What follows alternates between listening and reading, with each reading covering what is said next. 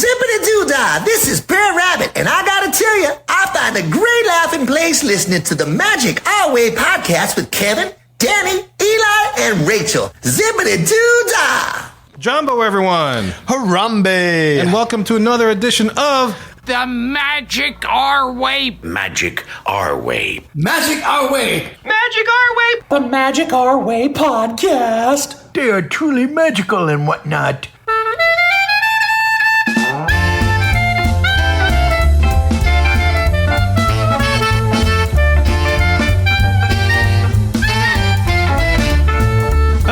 Asante Sana, everyone. You're listening to the Magic Our Way podcast from New Orleans, Louisiana. And on this show, we invite you to feel the libations. Feel it, feel it! We are artistic buffs and not artistic cream puffs.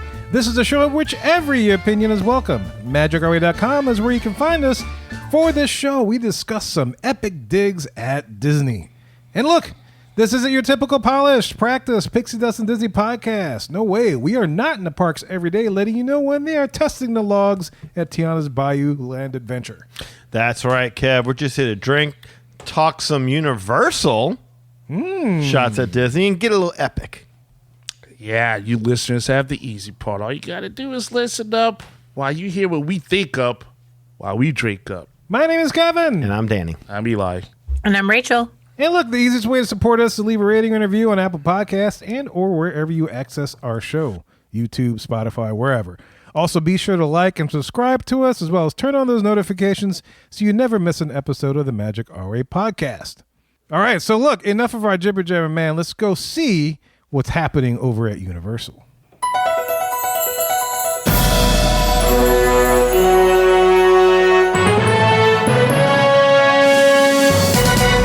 Step right into the queue, the segment in which we get to discuss all the news and happenings in the world of Disney today. Well, maybe for this particular episode, Universal as well, but it kind of overlaps. For this episode, we would like to discuss the video that Universal released that prompted all of this epic universe mania.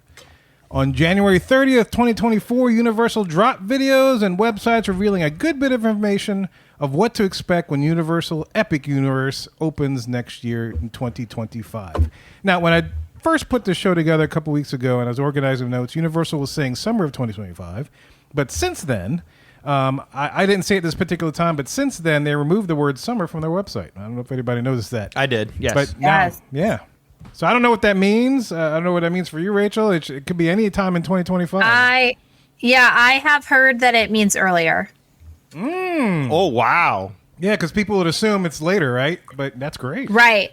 Yeah. And I've not heard from like Universal people. That's not official. I've heard rumors from like fan community that it's going to be earlier, that they're farther along than they thought they'd be. And so it might be more like spring break.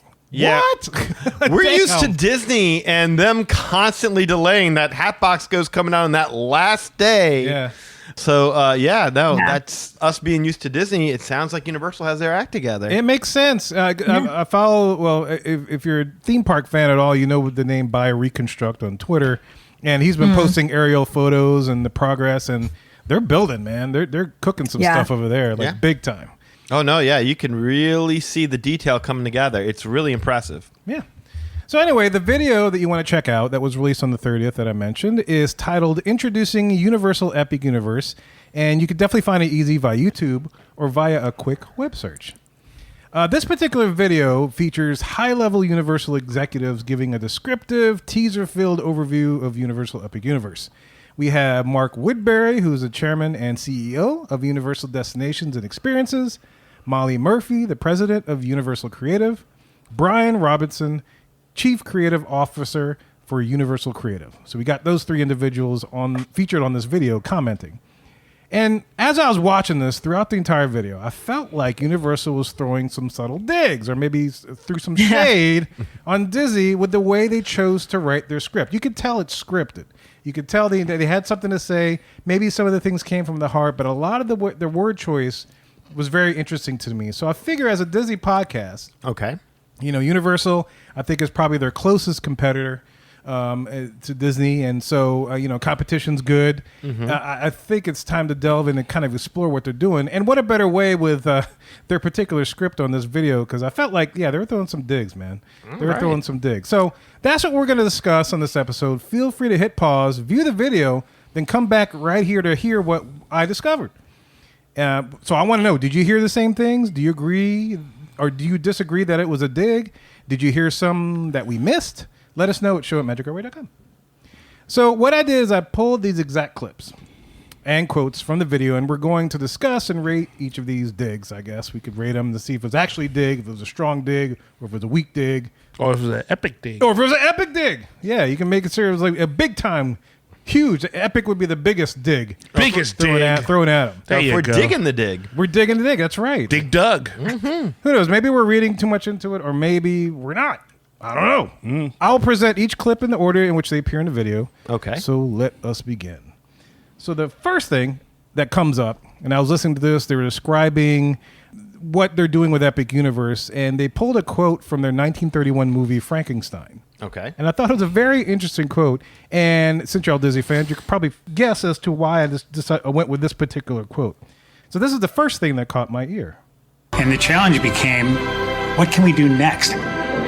Where should we be if nobody tried to find out what lies beyond? Have you never wanted to do anything that was dangerous? You never wanted to look beyond the clouds and the stars?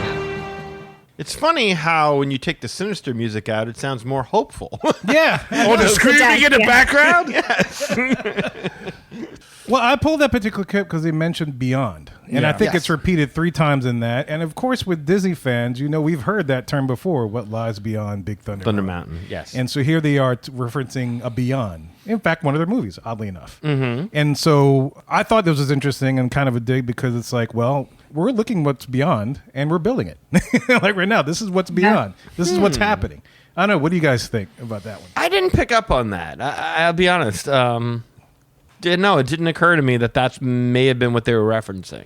Yeah. I say medium. Medium dig? Yeah, medium I can see dig. that. In that they're saying we're more like, that's just what I'm hearing the clip for the first time for me. They're saying, we're a little more edgier than Disney, which has been a thing that Universal's put forth in their commercials as opposed to Disney, right? They're like, this is what we're going to do. If you like it edgy, come here, right? That was in the clip. Yep. I would go with that. That sounds like more boasting, though, than a dig. Yeah, I'm with you on that because why would they want people to equate in their mind all that talk about beyond Big Thunder Mountain that may or may not happen with what they're actually doing? Because they're actually doing it. Yeah, but I don't want them to think of Disney when they're looking at my stuff, but okay. That's like fair enough. That's like when you dating somebody. You don't want someone talking about their ex while they date you. You don't want that. Rachel? I don't think it's a huge dig. Yeah, no, I agree with that. Yeah. Okay. So I go kind of a medium. It's possible. Lukewarm, yeah. So is it at least medium or less than medium, y'all feel? I don't know that was intentional. I really don't. Purely happenstance. I think it could have been Found that quote happenstance. and was like, cool. I'm kind of grading them. Did you all see that commercial that Universal did? I think it was maybe a year ago, where they were like, is your kid too big to be a princess? Or like, it was like such a dig. It was like directly going at Disney and what they do. And they're like, come have a real vacation. Right. Yes, don't worry Or about like, magic, come have- something like that. Come Yes. have real fun. Yeah. And so I'm kind of comparing these to that because that was like a 10 out of 10 on the dig scale. Definitely It was like- epic This dig, one yeah. feels a little bit more mild, a lot more mild. Yeah, that was very overt. They were like, princesses and pixie dust, not your thing. Come to Universal. Yeah, it was like so direct. It Right. was so direct. Make it dangerous. I like that. Yeah. Yeah, when the kids were like, I'm finally ready, Dad. I'm finally ready. And they're like, it's about time.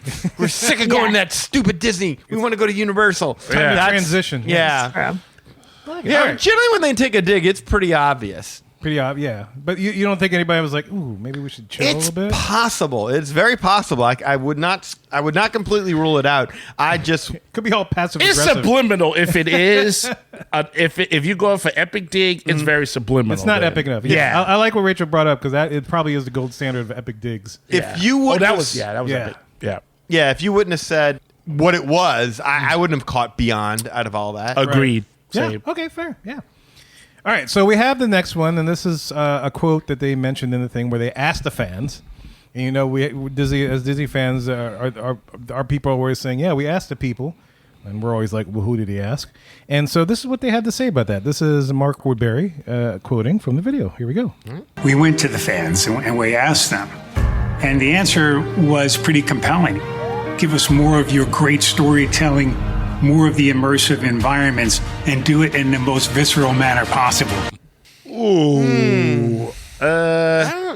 Yeah, we normally associate Disney with storytelling and Yes. immersive environments, but I mean, are they? Yeah. Great storytelling. Yeah. A tinge above medium here because I can see that. They're like, hey, look, we have the same strength Disney does, but still sticking to the adult thing. Because visceral, that doesn't mean hug your babies and children, right? Yeah. It means Definitely not terrifying people.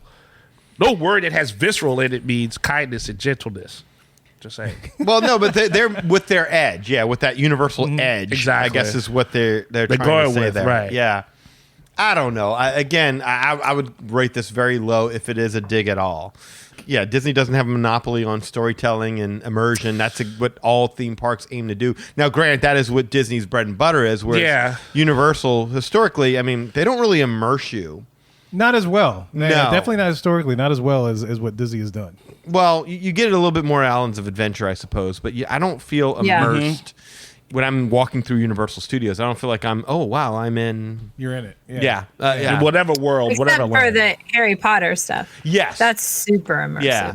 And that's where I would say they do tell great stories with the Harry Potter stuff. They've been doing it for a while, so I don't take that as a dig against Disney. That they've been telling good stories now for quite some time. Yeah, I take that as a little bit of a dig, at least to again though boasting.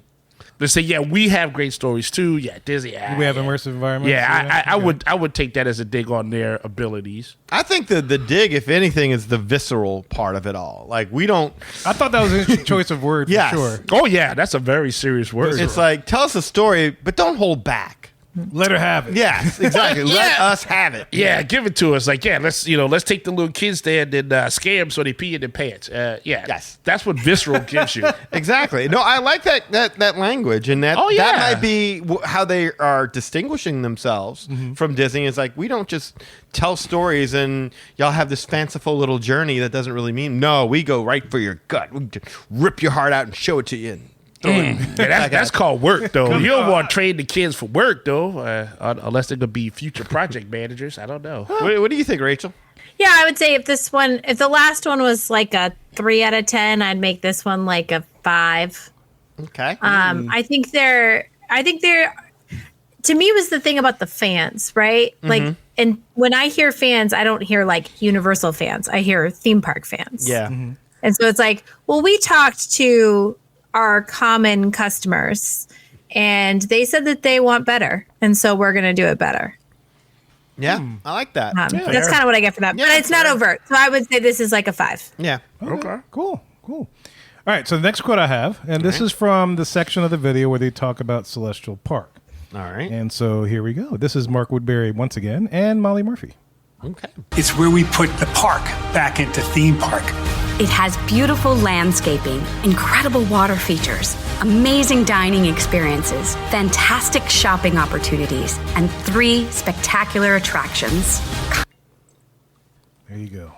All right, That's not a dig. What am I missing? There's no dig there. There's no dig there? No, that's- it's probably weakest. No, well, yeah, definitely. That's just marketing right there. You can't be like, come to our place. We have nothing. Yeah, but you can't do that. Yeah, when he's saying we put the park back in the theme park, it was more like you're actually stepping foot into a park. It's Celestial Yeah. Park. It's a park. Well, that's what Disney is trying to do with that Epcot redo. Is That's that what they they're- said. Yeah, So that's what it Disney, is, yeah. that was Disney's whole angle in Epcot was like, it's going to be like a community center. People are going to want to hang out there and relax and, just kind of be in the space. And that's why there's all those trees and benches and that kind of thing. And so to me, this is like an echoing, I guess, of like somebody must have done some consumer research somewhere and found that people want more like Park? like spaces with plants. Or do What- like- Green spaces, I guess. I need to do Tai Chi right there really quick. I got to do that. But yeah, that's what Epcot was trying. The redo of Epcot was also trying to do this, like put the park back in theme park. But it makes me think of Waltz on the bench at the park, kind of just wishing that there was a place where he could go, that he could have fun with his kids. And so to me, it's like, now I don't know if I would say this is a direct dig at Disney, but I do think it's that same idea of like people want parks and beautiful places where they can enjoy time as a family. And so Universal's trying to like get at that part of the market. Yeah, it's just marketing. I just see that as a nice commercial. I agree with Rachel, is my point. Yeah, they created a park. They're talking about their park that they created. I don't understand. Like, if that's what the research is showing, I don't understand why people just don't. I don't see that many people when I go to our local city park. Well, yeah. Everyone wants this. Granted, it's cold out. But. Yeah, that's fair. Well, where's tennis? It's not as cold as here. Good point. Yeah. Good Yeah, we're still working on that. It's funny. I pulled that particular thing only because I remember the whole hullabaloo with the hub in Magic Kingdom. Okay. If you remember, there used to be a lot with of the green? trees. Yeah, there's a lot of trees Yeah. and gardens and stuff, and they ripped that out so people could sit and watch whatever they're doing on the castle, Yeah, but they added those turf areas that people love. which is lovely and lush, right? Well, that's not fair. Yeah, not. But I mean, like people have those like hub grass and chill shirts on. I don't know. Ow. It's like a whole thing. I've never It's a seen one of thing. those. Yeah, that's a weird Oh, really? gray area. No. It's an Instagram thing, I guess. Instagram thing. I gotta keep an eye out. So probably the weakest one so far, right? That we've had. I haven't felt anything. I don't know. None of these have really registered as having teeth. You're looking Yeah. for epic, is Oh, what he's looking for. I'm looking but for yes. something that I think that's Epic definitely a dig. veiled shot. Yeah, you gotta. A dig's got to be something that you see it. You gotta work up to some digs though. I don't if you're even know passing, yeah. if this would qualify as a jibe. This one, yeah. Is he speaking jibe right now? All right, what's All right, next? so we got the next one regarding the Helios Grand Hotel. Okay. And I'll explain why I pulled this particular one, but here's what they say about it.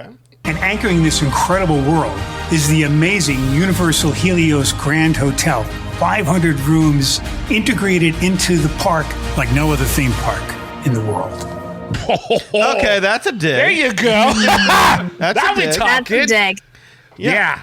You know what that digs at for me is this like because the 500 room things that kind of reminds me of Star Cruiser.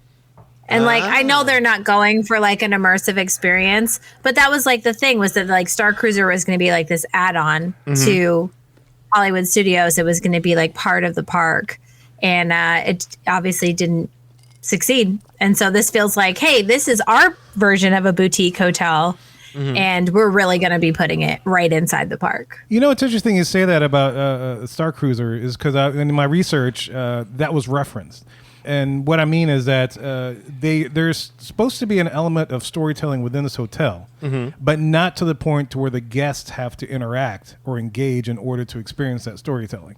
So it's Oh, I would hope not. yeah, exactly, and that was I think the article's point was that they maybe somebody researched what happened at Star Cruiser and said we're not doing that, you know, Yeah. but we are going to incorporate much storytelling, which kind of we don't know yet because they haven't released much information, but it's supposed to tie in all the different worlds that you experience. So yeah, I picked this quote because I thought it was interesting because I'm curious to know what they mean by integrated into park like no other park. I'm kind of curious as well. So is the hotel supposed to be reflecting different aspects of the Epic universe? Is that As far as from what I read, the storytelling is supposed to do that. okay? I don't know how, but that all throughout the guests, as they meander through the spaces, will encounter that story, Okay, which ties in all those different worlds. So I don't know. we're gonna get to the hotel. Yeah, we'll get to the hotel for eventually. sure. Yeah, there's a bunch of stuff.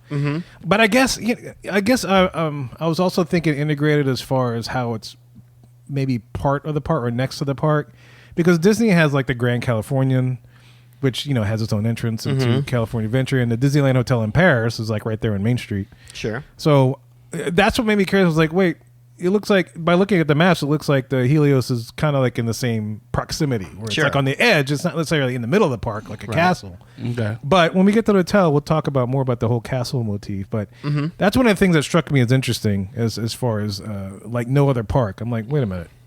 maybe I'm curious to see what they do with it. Yeah, I mean, look, Universal has some great hotels. They do, but nothing on the lines of, I would say, as far as theming, like an Animal Kingdom Lodge. Oh yeah.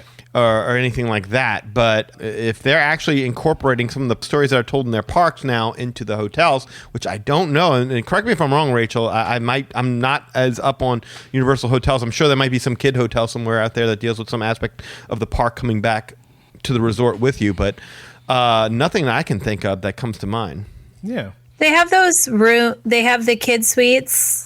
So like at Portofino Bay, they have the suites that are the Minions. They have like the hidden Minions room. Those are amazing. Those are such fun rooms. And then they have the Jurassic, like same idea, but they're Jurassic Park at Royal Pacific. Mm-hmm. So that's kind of like some of the IP coming back into the hotel. But other than that, I would say though, Portofino Bay, I don't know if you've been back there, but that theming, like that whole hotel, I think is very immersive. Oh, it's nice. Yeah, it's really nice. I've been at the Lowe's. The Pacific is Royal Pacific. Yeah. Yeah. There you go. I've stayed there, but not at the other one. Yeah, Portofino Bay is very like Europe, Italy. I also stayed at Hard Rock. I've not stayed at Royal Pacific, so I can't compare them. But the Hard Rock also I thought was very immersive in terms of just like feeling like you were in California. Oh, okay. I've only stayed at the Royal Pacific, and it's really, really nice. But I guess what it's like, let's say you go back to your room at the Grand Floridian, you can stop and have a drink at the Beauty and the Beast Lounge, that kind of thing, where the parks are still at little places in and around the resort. That's what I'm thinking of, like the themed rooms. I didn't even know about that. So my kids just outgrown all that, I guess. But right. No, that's true. So that's good to know. So that's what I'm curious about. Are we going to see restaurants and bars that in some way pay homage to things that are already in their parks? Hopefully it's visceral. Yeah. It should be visceral. They promise visceral. I want some visceral drinks if there. that's the case in the hotel. So how do you feel as far as this dig? Is this medium, high? Oh, that's pretty high. It's like, Yeah. Our hotel's better than yours. Yeah. Prove us wrong. Without saying it, worried Right. about being sued. Yeah. No other theme park has this. Yeah. That's like putting your bicep right there for everyone to see. I'm with you. Okay, Yeah. cool. All right, so the next one I pulled just because, for me, it's special due to episode 1 of the Magic Our Way podcast. Oh, wow. And so Danny may figure out why I pulled this clip. I don't know if it's a dig or not, but it made me laugh. and Okay. chuckle. But here's the next quote by Mark Woodbury once again and Brian Robinson. The world's first dragon Viking utopia. You soar with dragons and have a Viking adventure based on the great movie franchise. And the ultimate wish fulfillment of flying dragons. What am I Do missing? you remember this? Like flying banshees, but then also like the that when New Fantasyland opened, they had the Maleficent dragon fly over, but it was only for like the media day. Yeah. Oh, I thought he was going Beastly Kingdom. No, this was in our very first episode. That was one of our Q stories. Was flying dragons being seen over Disneyland. Oh, yes. So we covered that story, and I heard that and I was like, oh, okay, flying dragons. You're actually doing it. You're actually flying dragons. We've done like 5 million episodes since y'all did the first one. Yeah, to be fan of this man.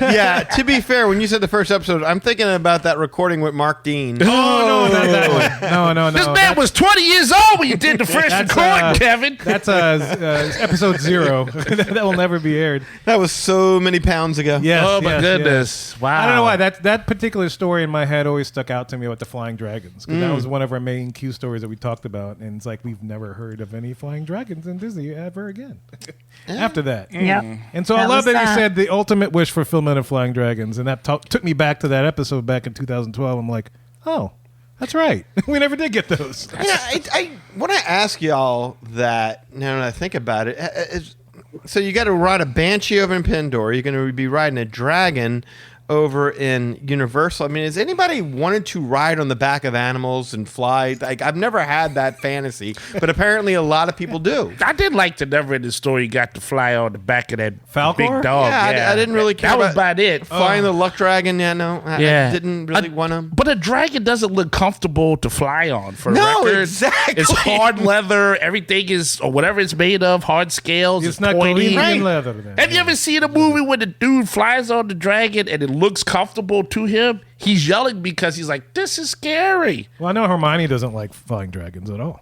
Or flying in period, I think. I don't think she likes flying at all. Yeah, I don't think she's big on flying, period. Yeah. I'm with Yeah, her. I don't. The flying in Game of Thrones never looks comfortable. It Exactly. always looks pretty uncomfortable. That's why they yelling all the time. Like, let me just forget about this crazy experience sitting on this hard thing. Like, if you've ridden a horse before and it's the saddle's not comfortable. So you just have to focus on everything else because it's kind of painful and uncomfortable to ride on an animal. Yeah, you're pretty helpless when you're riding on an animal. Like Yeah. Right? Dragons have no, like, rings. If you watch the movies, right, Yes. they just are holding on to dear life. And if the dragon's like, I'm bored, I'll flip upside down. It's not like a jet.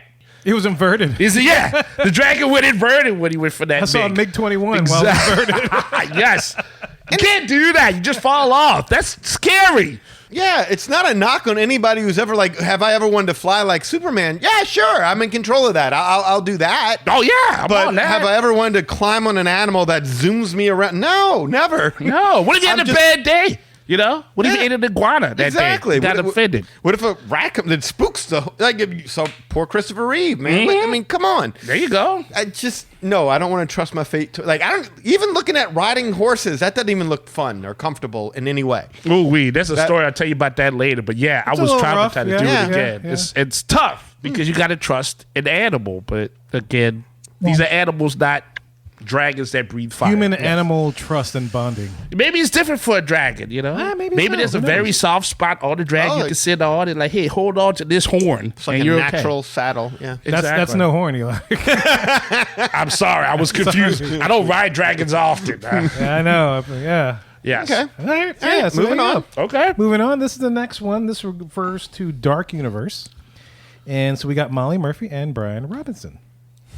Dark Universe, a world where Universal's classic monsters are reimagined in an ominous and chilling experience. Everything you've ever wanted to experience with monsters is in this world. Ooh, that's not a dig. That's just truth. Yeah. I don't. Where's the dig? The digs are. I'm thinking it was a dig because of the whole Disney villains thing that the Disney fan universe has been aching for, and maybe the gone beastly kingdom with the mythical creatures thing is gone there. Well, that is there's that aspect. So I thought there were two low pitches like, yeah, we're gonna bring ours and bring it to life, whereas you guys just kind of piddled away what you have. If you want to say it's a dig at the Monsters Inc. laugh floor, I'll go with that. I suppose, but no, like I don't know that Disney's really embraced the idea we have monsters. I mean, villains, yes, Yeah. but I don't equate villains and monsters as necessarily being Equatable? well that's- synonymous. Yeah. Yeah. That's them just again doing the bicep thing. I mean, their strength is in this. I mean, these are classic This is true, monsters. yeah. This is Universal. They're Yeah. known for doing horror. I mean, If you want monsters, you got to come here. yeah, Exorcist, Michael Myers, I mean, Wolfman, Dracula. I mean, that's Lose the first two, and you're Yeah. I mean, you know what I'm saying. I wish Michael Myers was there, man. I know, I'm sorry, not there, but just saying Universal as a company is known for having that property. So that's just Right. them pushing that property forward. There's Yeah. no dig on Disney and that. That's just them being like, again, like the visceral word. Okay. Come get it. Okay, yeah. That's how I look at that. Rachel. Yeah, I don't see that one as much of a dig. I'm like, I know we're going to talk about all the lands separately, but this one in particular, like, I'm not sure how I feel about it. I know a lot of people are really excited about it. It's not necessarily my volume, but I also am like really curious what they're going to do with it. It sounds kind of cool. Oh, I am Danny did some research. over the moon. On I that. know. This is your volume, like big time. Oh, 100%. Curiosity volume is high. Yeah, I'm Very excited, much. but I don't know quite how I feel about it yet, but I'm like interested to learn more. I'll tell you what, like when I heard about Epic Universe, this was the one area of Epic Universe I was interested in. The rest, I'm like, I've already seen enough Harry Potter. I played Nintendo. I've never thought to myself, you know what would be great about Nintendo? Not playing the game, exploring the world of mushrooms and blocks. You know, it's just never been my thing. Yeah, but the more I've learned about it, and the more I'm like, okay, I can see why people are digging this so much. I mean, I still think Disney could crush them.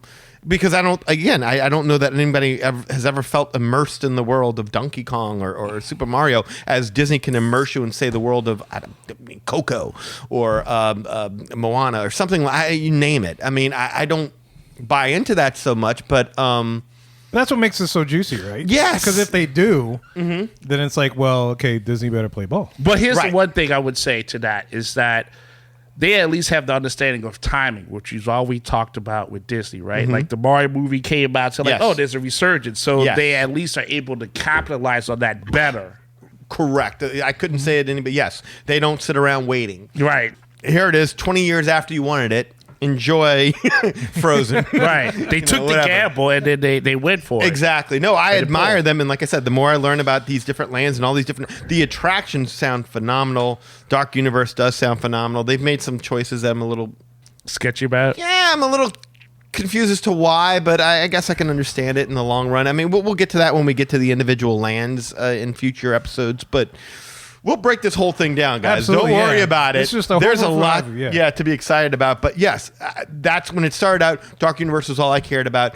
I didn't really understand the whole idea of exploring the other worlds, and now I want to see all the worlds. That's great. Yeah. That's interesting. All right, so we got a few more quotes left, and this next one, I'll just play it. This is Mark Woodbury once again, Chairman and CEO of Universal Destinations Experiences. Okay. I guess their version of Where'd Josh Molly go? Tomorrow. I just felt like we started to know her. I know. Right? She was the one that brought me into the whole thing. Oh, yeah. All right, so here we go. Here's Mark. Epic Universe represents a tremendous addition, almost doubling the size of Universal Orlando Resort. This gives us the opportunity to bring people to Universal Orlando for an entire week of the most incredible experiences they can imagine. Yeah. Okay. What do y'all think? Okay. I just blanked through that one. I could go partial on that. Yeah. Yeah, I think that's like we have a product now that can fully compete. Yeah. That's Rachel said it best. Yes, that's exactly what they're telling you. It's like no longer are we the hey, come over here for a day and then go spend 6 at Disney. Come spend a week over here and then maybe, go see whatever it is that you want to see at Disney on the side. Or you have to make a decision for that year. Yeah, exactly. Yeah, that's Well what I said. find with clients now. And I think it's going to be even more so when Epic Universe comes. But like people are more feeling like they need to make a decision between the two, where before Universal was more of an add-on. But I think that has more to do with price now than anything else. I think Universal is pricing itself as a destination now, where it used to be priced as an add-on. And so people are seeing the prices and saying like, okay, I think I'm going to have to pick. Okay. So, but I can only imagine that's going to get more intense when Epic Universe comes online. So, yeah, I think they're saying like, you're going to have to pick, guys. One year you're going to do them and one year you're going to do us or, whatever. I like that. I really do like that they're going that way with it.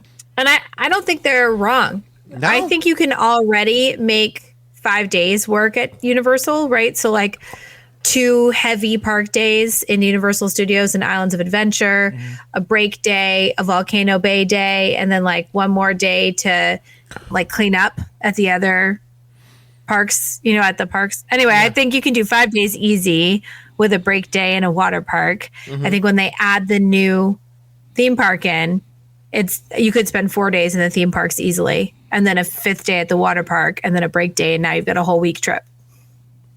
I could see that. Yeah. Yeah. I could tell you because they already have City Walk and all that stuff, and that's going under renovation. And yeah. City Walk is great too. Yeah. I feel like people sleep on City Walk. What a fun area.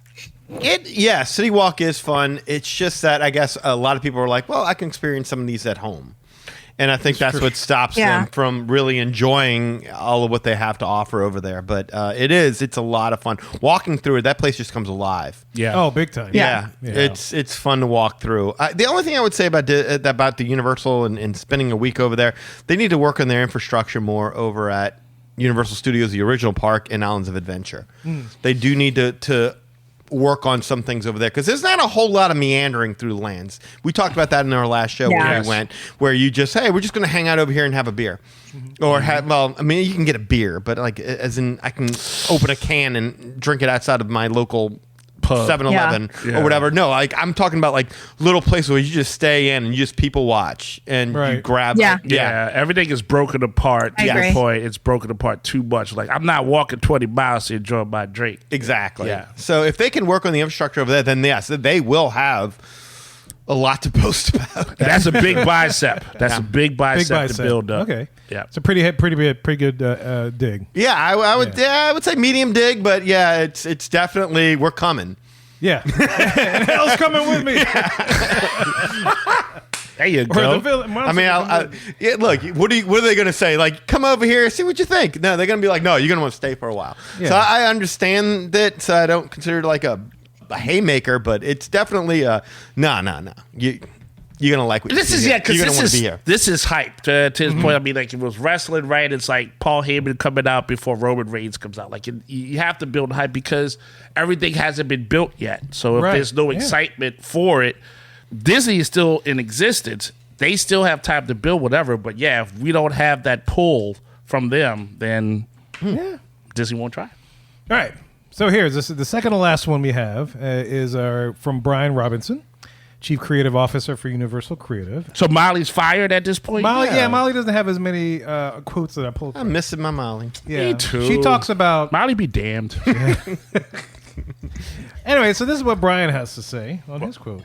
The overarching emotion that Epic inspires is what it's like to have your wishes ultimately fulfilled. Oh, yeah. That's a very nice. That's a choice of words. That's gimmick infringement at its best, at its finest. It's not epic, but it's very high up there dig. Yeah, I would put that one at about an 8. Yeah, for sure. Wish fulfillment, that is not what Universal is known for. 8.5. That's what you don't think about. Huh? No. You don't think 8.5 on the dig? Maybe. Yeah. I'm not bad. You give an 8.5? 8.5? Can I get 8.6? I get 8.5. Hey. I'm over to 8. We're arguing over a 0.5. I'm just saying, it was fun. I just wanted to haggle for a second. Yeah, and that's one of the reasons why I picked that, because like, wishes, wait, y'all don't usually use that terminology too often. Why did y'all choose that language? Right, and what is there in this new land that is a wish fulfillment kind of That's a good point. That's a really good point. Would make them say that. They're saying Celestial Park, right? No, this was Epic Universe. That was a quote for the entire thing. The whole thing? Oh, the whole thing. Okay, so in Celestial Park, they have that Star Chaser coaster. Okay. Wish upon a star. Yeah. I don't know. It's a comet thing. It's supposed to be a shooting star, like you make a wish on a shooting star. I guess everybody wishes to be a monster deep down inside. I guess that's another one. I do not. No. Okay, just try. Never once. No? You never wanted to, no? No. Oh, man. Never wanted to fly. That is a storyline with the Harry Potter stuff, though. Like, people who, like, wishing to be in that world, experience the wizarding world. I mean, I wish That's to be sort of a storyline, but yeah. I think the shooting star is a better. I think that was a better connection. Yeah, I'm with you. I'm with you. A little bit of a better, but it's still, it definitely seems like gimmick infringement. Like, it's a dig. Yeah, totally. They are encroaching upon Disney territory with the whole idea of wish fulfillment. They may have been like we break wands right now. Yeah, if they want to sit there, we're all about adventure and excitement and thrills. That's Universal. Disney is wishes and magic. Yeah, well, I mean, Harry Potter's magic too, I guess you would say, but it's not happy magic, you know. Yeah, it's you not, can transform to something better. It's real magic. It's practical magic. No, he's right. It's more of a practical magic. It's not magic like take my breath away kind of thing. It's more of a practical way of let me fix my glasses. Instead of going to Lens Crafters, I'll Oculus repair. Oh, I don't have the key to this door. Oculus fixes. Oculus, yeah. Mm-hmm. Cool. All right. So, and the very last one is once again from Brian Robinson. Okay. This is the final quote out of the entire video that he has. And I'll just let it run and we'll see what we think about it. The worlds that were chosen represent so many things for so many people, and they're so vastly different.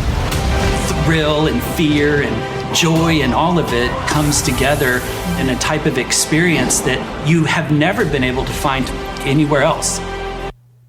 Well, they make a good point. I think he's right. Yeah. Like, I'm trying to think of a more.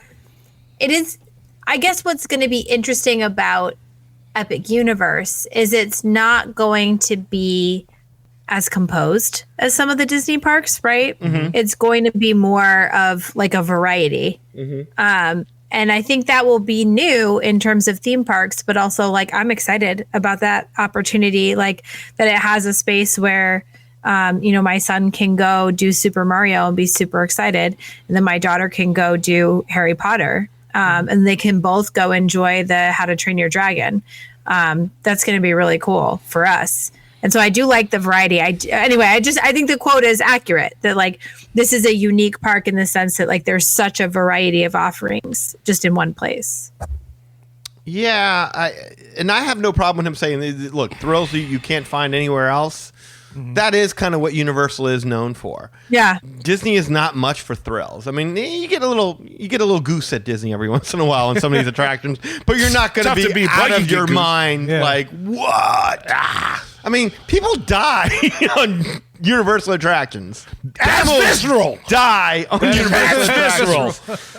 Like, yeah, so that is intense. And so, yeah, when he talks about, is it hyperbole? Yeah, I think it's more hyperbole than what it is a dig. Okay. I think they're just beating their own chest. Yeah. They're King Konging it. Very the bicep. Yes. Yeah. I'm with Danny on that one. And that's what a good bit of it is, in my opinion. Disney gives you the ability to relate. Universal right here, from what you've been playing, it just sounds like something where they say, hey, you come here and you party. And that's not the same thing. Disney is just like, hey, come here, feel free, feel where this is part of you that could be this or be that. They're just two different mindsets. So it's like the one night stand versus the one you take home to your parents. Kind of a thing. That's a great analogy, Kev. I like it. I like that. But I do think that you're getting closer to, hey, I like the rough stuff and I'm marrying her, Dad. Yeah. Oh, yeah. As a parent, you're going to love that conversation. That is interesting, too. You're right. Yeah. Yeah. And you know what's really scary, though, is that, in my opinion, is that it's what is going to happen to those generations. Let's say 3 or 4 generations past us. That's what I'm thinking about with this. Like, who takes over then? Who's the champion right there? Because we are, for lack of a better word, traditionalist, right? Okay. We grew up with this. And so now here are these guys, and what they're doing is smart. They're picking things from our childhood to say, hey, boom, we got your childhood, put your money here. No fairy tales from Hans Christian Andersen, anything like that. This is what you grew up with right here. And now you use us to build your finance and revenue further. Take your kids there. Who knows what happens then once that 3rd or 4th generation comes without the education of the Magic Our Way podcast. But I don't think they're building on our childhood. How to Train Your Dragon. That's not us. What, I mean, Nintendo World? I mean, like the classic horror? Donkey Kong was throwing barrels at Mario when I played it. Just saying, but we remember that, right? That's a relative thing. Donkey Kong Jr.? I mean, I'm with Daddy on that. I play. I mean, I know Donkey Kong. I'm familiar with it. I remember the cartoon, but there's some video games that were released later, like Donkey Kong Country, which the ride is based off of. I never really played. No, me either. You said you played, but I want to play it now. Yeah, I played it. Yeah, that was. I've never really played it, but I mean, Yeah. I think it's toward the end of our youth for that. So it was like, it's almost like here's a little taste for your parents too who remember this character. But you're probably not our target audience, but the people younger than you will probably dig it. Okay, so the generations 3 or 4 things past us. Even the Universal monsters are getting a makeover. I mean, you're not getting Boris Karloff's Frankenstein. You're not getting Bela Lugosi's Dracula or Lon Chaney Jr.'s Wolfman. You're getting their reimagined versions of what these characters look like. I would so rather Michael J. Fox's Teen Wolf. I have to say. Is that Universal? I don't know. That'd be awesome. If it is, it should be. I don't know. I'm just saying, but for a werewolf, that's my pick. Okay, I'm just saying, throw that out there. Well, those are all the quotes that I pulled from the video. That was a great job, Kevin. I like that. Yeah. Yes. It was fun to kind of see if y'all felt that was a dig or not. You know, maybe I was worried for a minute there. I was like, wow, we're halfway through this, and we haven't found one dig yet. Yeah.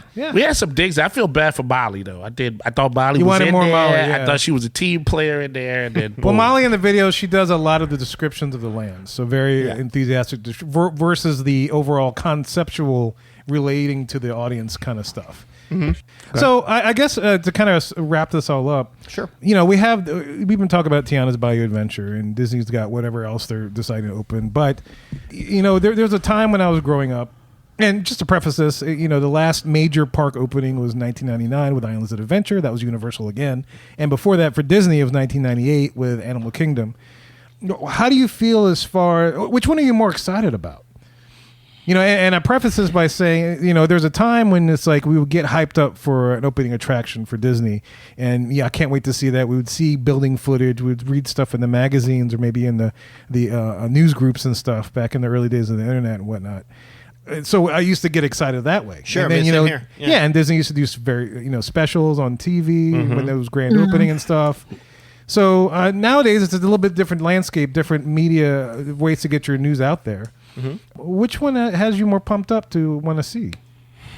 You're talking about between Bayou Adventure or the whole land of Epic Universe? Yeah, and I realize it's kind of like an unfair advantage. Yeah, I was gonna but say. I mean, it's making me if I'm wrong, but I got to say, Tiana's Bayou Adventure may be the only card they're playing at the moment. Yeah, That's the only thing they put. Okay, or the biggest card they're playing at the moment. Why don't we? Let's be a little The bit more biggest card, yeah. Let's be a little bit more fanciful with it. Let's say Okay. it's Tiana's Bayou Adventure. It's some version of Beyond Thunder Mountain with Coco and Encanto and all Okay. that. It's Animal Kingdom with Moana. Let's Possible Villains Land, maybe. Stack them all. Yeah, it's Villains Land as well. Let's stack all of what Disney threw out there. And we know we're probably not going to get all of that. No, and we did a show. If you want to listen to it, back in January, we did a bunch of show what they're releasing. I mean, let's go off Get the of that. cruise ship, Disney Treasure. So that's maybe a card. You think? Not theme park, but Yeah, let's just keep it in the theme parks. I Keep it think in theme 'Cause parks? we're already giving now. We're stacking the deck against Universal because they're opening one theme park and we're giving them like 3 or 4 different lands to go with that. None of which we know anything I about. was gonna say I think that's 50-50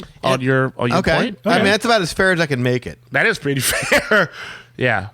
what do you think? How do you feel? Honestly, Yeah. probably Universal still. Same.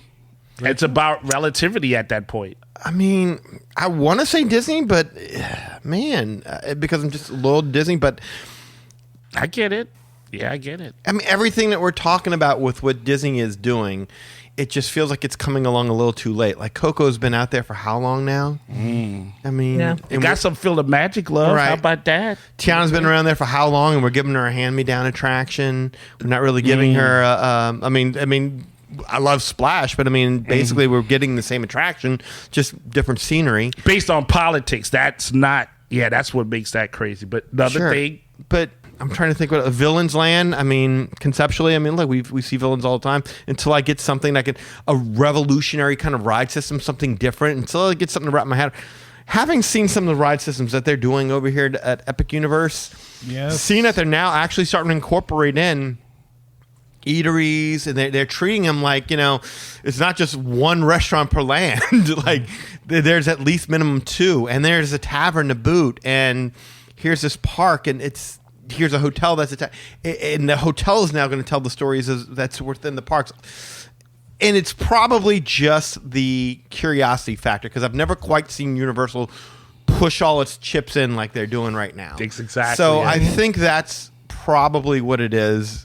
Not that I would not be willing to see what Disney has to offer, but it just seems like Universal's pushing all their chips in, and for this kind of a gamble, I want to see it. yeah, I'm with him. That's a lot. The clips that you played proves a lot of bravado on Universal's part. If they were like, "Hey, we made something, it's really good," what they would do is they would say something like, "Hey, you're gonna have fun," blah blah blah blah blah.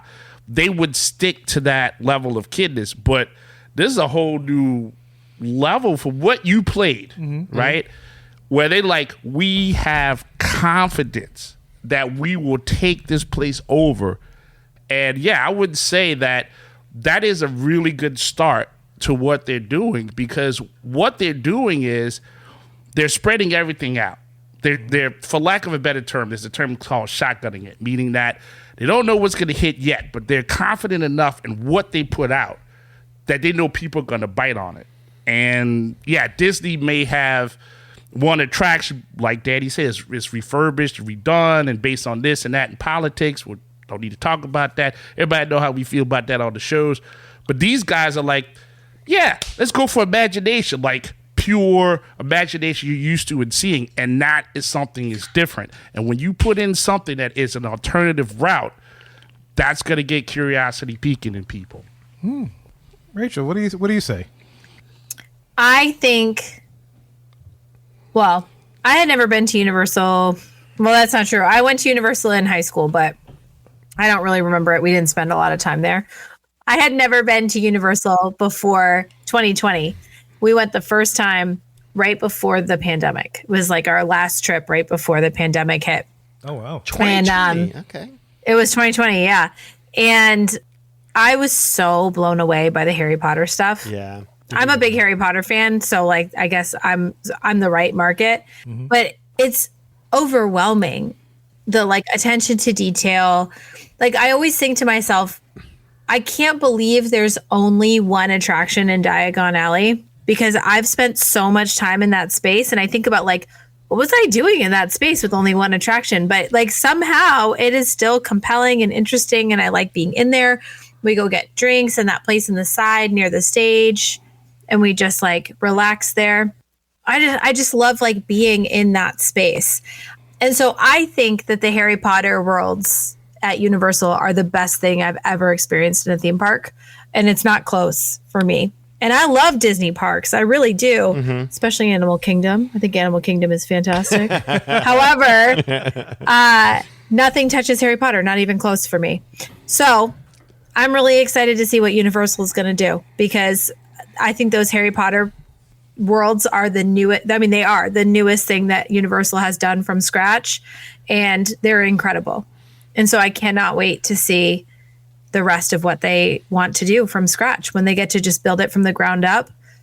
And I wanted to add, we haven't talked about it yet, but I did hear a rumor, because the Simpsons is owned by Disney now, right? It's a Fox property that Disney has acquired.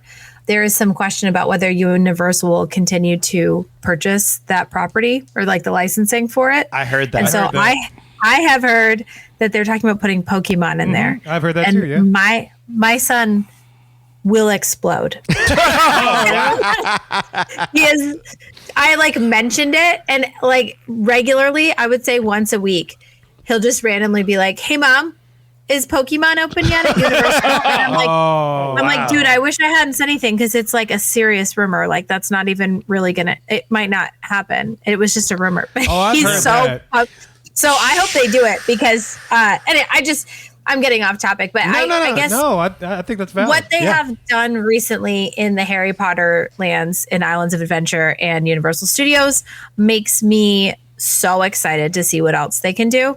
And Nintendo World too. I haven't been in Hollywood yet, but I've had clients go, and they said it was so fun. And I've watched a bunch of videos, and just it seems like Universal is just heading them out of the park every time they start something new. And so I'm hoping they continue to just hit it out of the park, and I'm really, really excited. Yeah, Harry Potter really put them on the map, where they said, we can do this. You see what Disney does? We can do that just as good, if not better.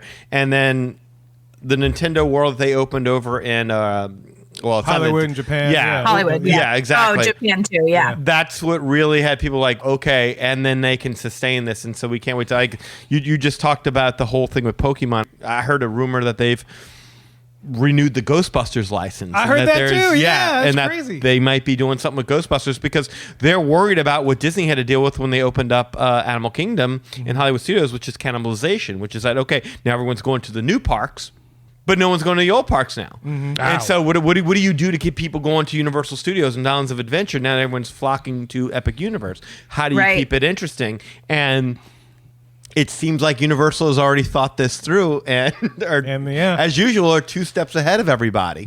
Yeah, they're putting in that DreamWorks area too. That's confirmed. Oh wow, that's a big card. Yeah. And have you answered the question yet, Kev? You go ahead. Yeah, sorry. No, that's the problem. And I would say that I'm more excited for Universal as opening at this point versus the stuff that Disney has announced. And the reason being, and it's not recency bias, it's not the fact that it's the next biggest park to open or the next gate to have open.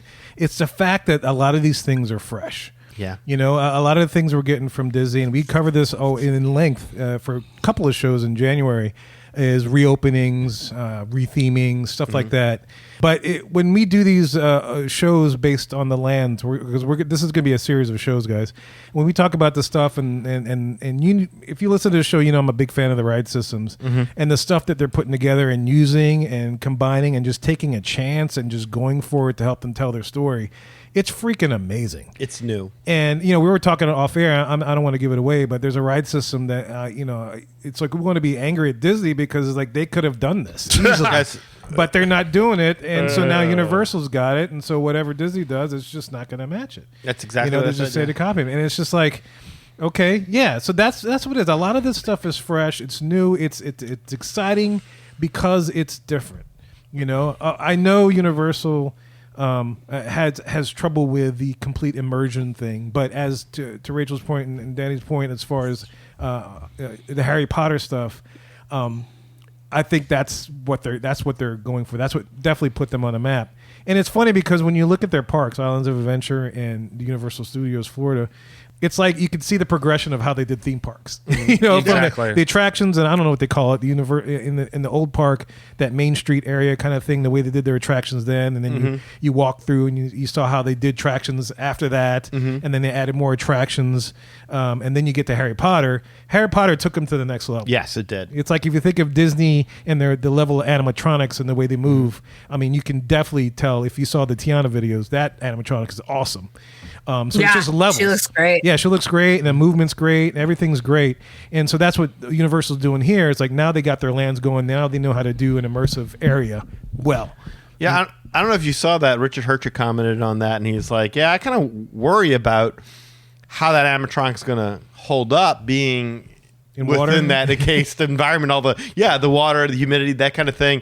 And I wrote back to I was like, yeah, dude, I'm just trying to be positive. I tried. But I do worry about that because, you saw what happened with the Yeti. Yeah. And they didn't think that through. What about the dwarves in Seven Dwarfs Mine Train, where the environment's just not dark enough where the dwarves look weird with those lit up faces that are animated. When's the last time you rode Rise of the Resistance and Kylo Ren worked?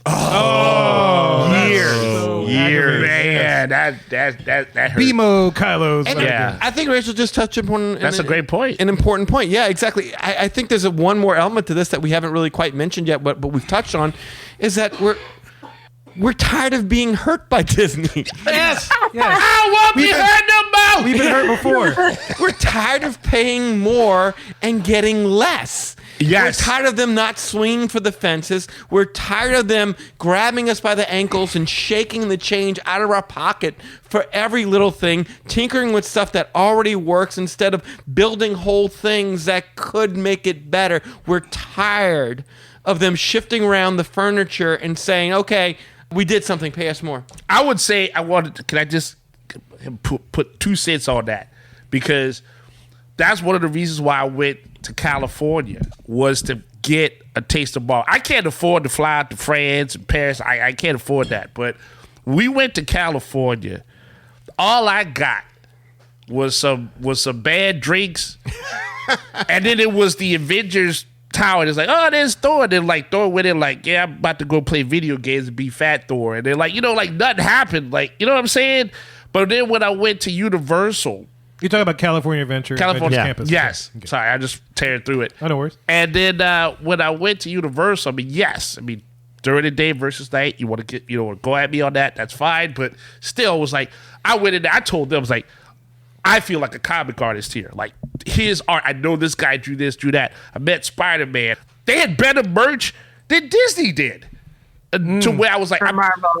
For Marvel stuff. I mean, like, I got a Punisher t-shirt. I almost went broke. Good day I was with these guys. And figures that you couldn't find anywhere. Autographed signatures from Chris Evans and like off of the movies. Like, it was and insane. the comic book creators as well. Yeah. Yes, Mark Brooks. He did. So I was telling them, like, I know this guy. I met this guy. He did it. Like, I felt an inspiration that I should not feel in the competition's place for that property. And so that point is just to say, sometimes, I love Disney too, but sometimes it's like, can't always be fairy tales. Everybody has a different preference for what inspires them for, creativity. And like these guys seem to be like, hey, look, we would rather take our chances and put 100% equity in the 15% of your property than Disney is willing to do with stuff that they just keep gobbling up all the time. It's crazy. Well, but and also like I don't know, like we're talking about the response, a Disney response. It's it's going to come at some point in time. At least we as Disney fans, we cross our fingers and hope that there's a response. We'll still be alive. Yeah. The response to the Harry Potter stuff was supposed to be Avatar and Galaxy's Edge.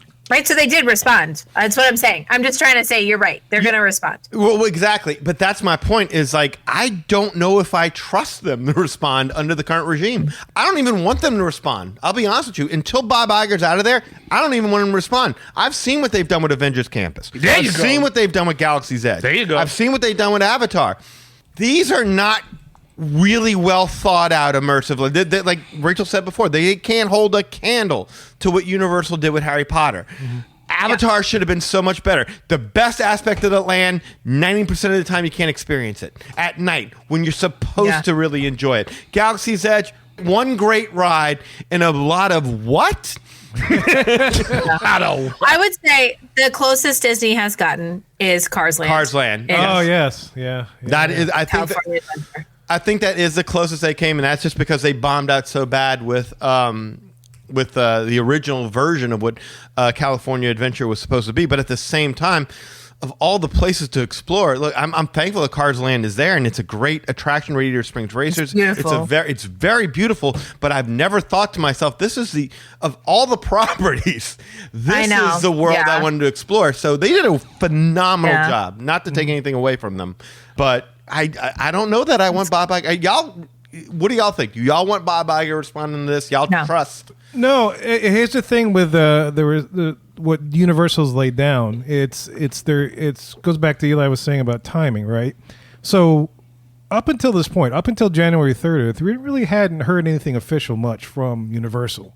There was some they keep it close to the chest. Yeah, that was the thing. They keep it very tight-lipped. Of course, the fan universe for Universal was buzzing. So we got rumors and people are keeping track of patents and trademarks, all kind of stuff. So that's where we get all. Yeah. So the first time we heard something definitive was at the end of January 2024, and the best thing about it is that, hey, here's everything we're doing. It's opening next year. This is what you can expect. And they show you the concept art. And I know Eli always likes to point out the concept art a lot of times doesn't really reflect what they're actually building. Well, it's funny in this case. You see the concept art, and then they got fans taking aerial photos of the built construction. Yes, and you can literally correlate. This is what they're building, and there it is on the concept art. Yeah, like this is what they drew in the concept art. They're actually doing it. Yeah, that's the point of the concept art. And it's actually happened. What they're saying is actually true, so it holds a little bit more weight for me in that. Sure. And I'm like, unless Disney can do that, I don't want another D23 where he's going to give me some.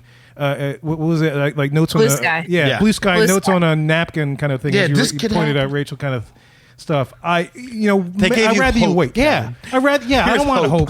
They gave me hope. And that's not wrong to say that, because I remember when they was announcing Galaxy's Edge in the concept art. Yeah, and we talked about that. I was like, oh, that looks awesome. Now what happened? We were supposed to be living our story. We were supposed to be interacting with bounty hunters. We were supposed to be doing none of that came to be. None of that happened. All you had was bad milk and then a surreal simulated experience. So yes, in a bar you can't sit down. There you go. And maybe this is maybe it can't happen anymore in the current economy, but I think that the theme park that's going to win ultimately, well, I don't know. I have a hard time imagining Universal like truly beating out Disney, but we'll see. But I think the one that will win is the one that can make the hassle-free vacation.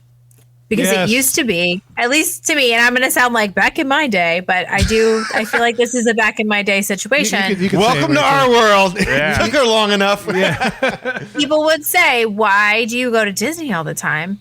And I had, a 5-year-old child and a baby. And I was like, there's literally no easier place to bring my children and get sunshine in the winter than Disney World. They pick me up at the airport.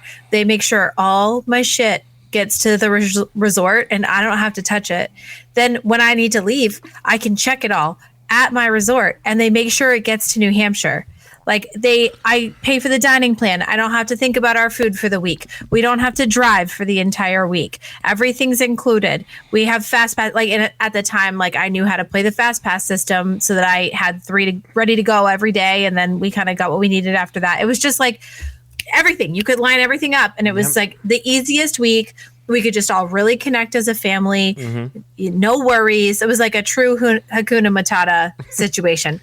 And I think if one of those parks can get back to that, where everything is just sort of included and it's easy, and they think about like, what is the red tape that people face when they're planning a trip? Okay, we're going to take it away. Yeah. I think that will be a huge benefit, financially to whoever can achieve that first, because people want a hassle-free trip.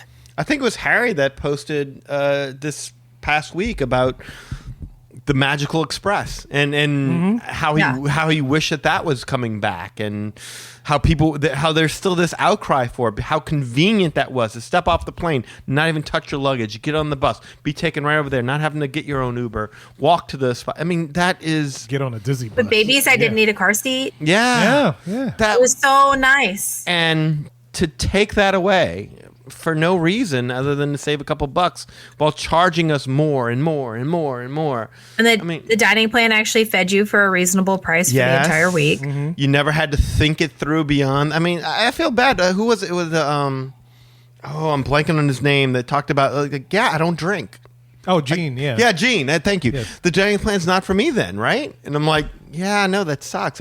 I'm a drinker, and even I think that that's wrong. Yeah. I mean, I enjoy a beverage or 2 or 6 at my meal.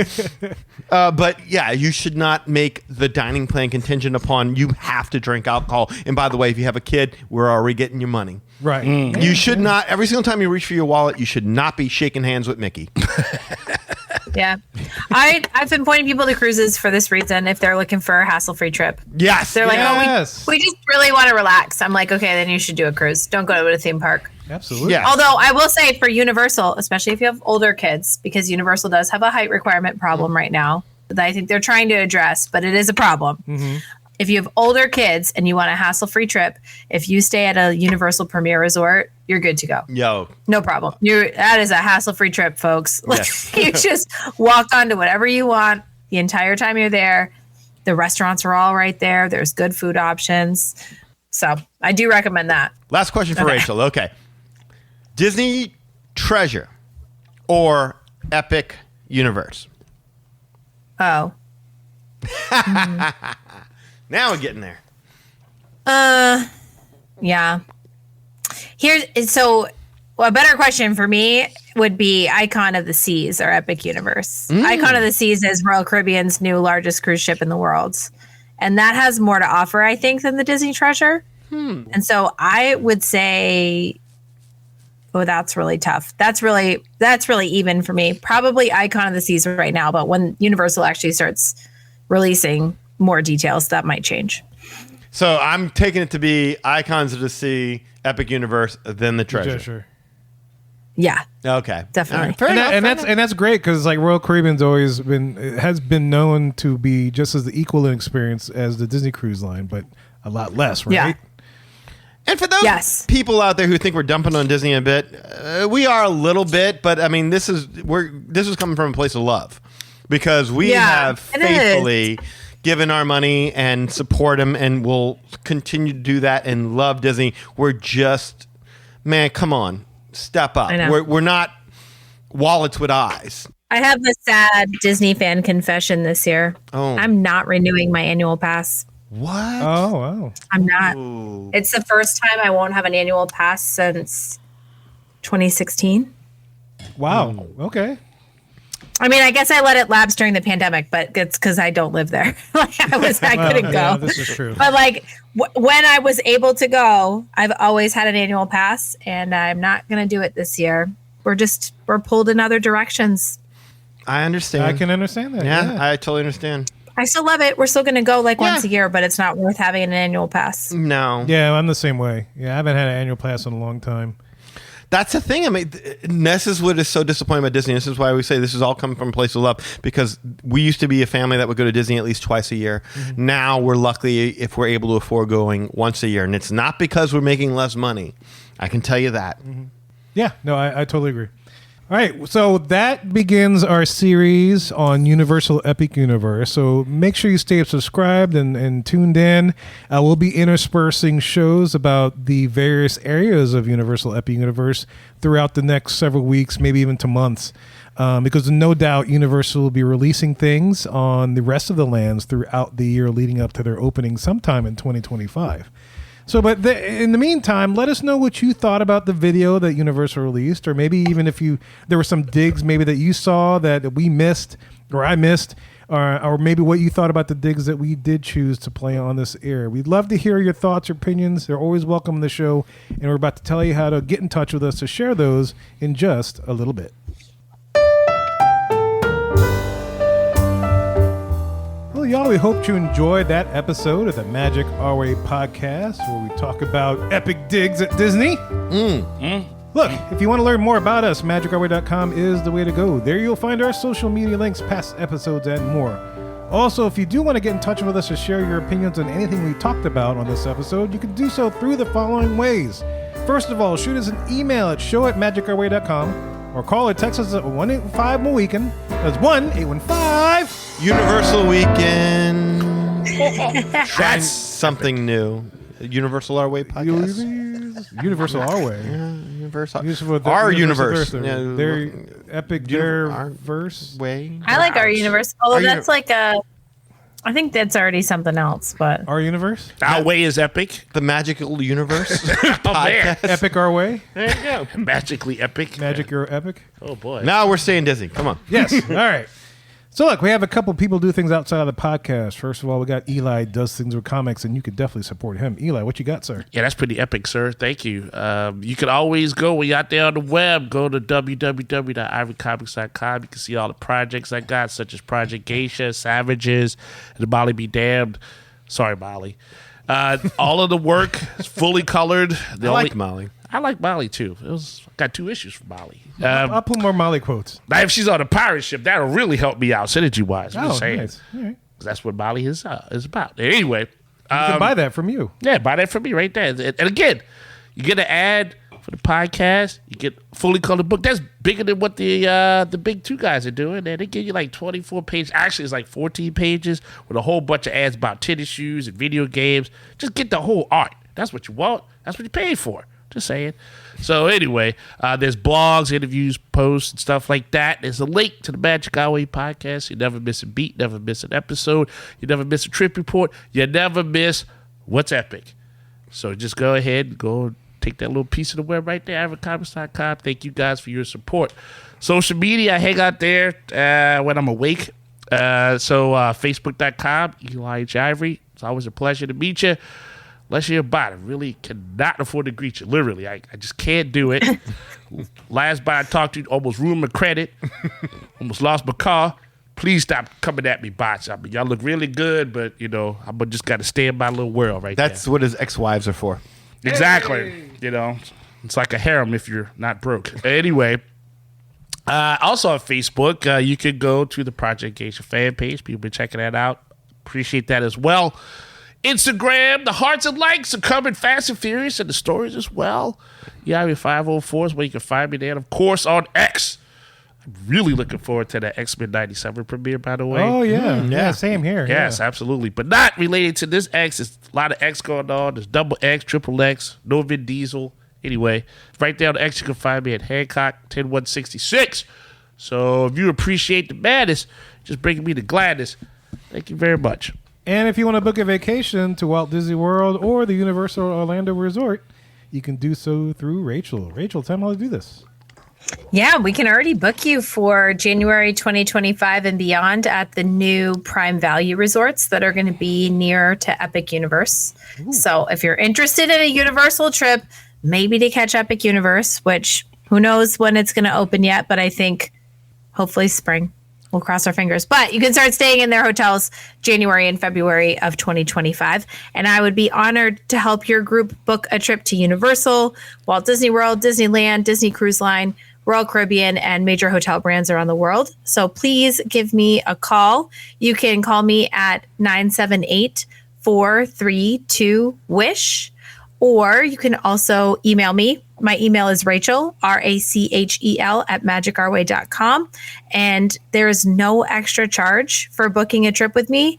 And just a little bit of your vacation comes back and supports this fan community at no extra cost to you. So please reach out. I can help as much or as little as you want. And you can also find me on social media. I'm going to be on a trip next week to the Western Caribbean on Royal Caribbean's Wonder of the Seas, which is their second newest ship. I'm really excited about it. So you can follow along at the letter R, Family Magic on Instagram, YouTube, TikTok, and Facebook. So check me out and send me a message. You can do that there too if you want to plan a trip. Thank you so much. And if you want to access all the info we just mentioned, go to magicourway.com/about us. Also, if you want to elevate your support of the Magic Our Way podcast, go to patreon.com/magicourway. There you'll find 6 awesome tiers to support this show. Any way in which you can support the show is deeply appreciated. And if you want to support us and it doesn't cost anything but a little bit of your time, leave a rating and review in Apple Podcast or Google Podcast or wherever you access our show, YouTube, whatever. Spotify, doesn't matter. Leave a rating review to let everybody know that we exist and that we're something good to listen to. We exist. Yes, we exist. We also want to thank you for being a loyal listener. We always love hearing from our listeners. All opinions will be always welcome on this show. So make sure you get in touch with us today. So we say, Kwaharini, my name is Kevin. And I'm Danny. Magic out.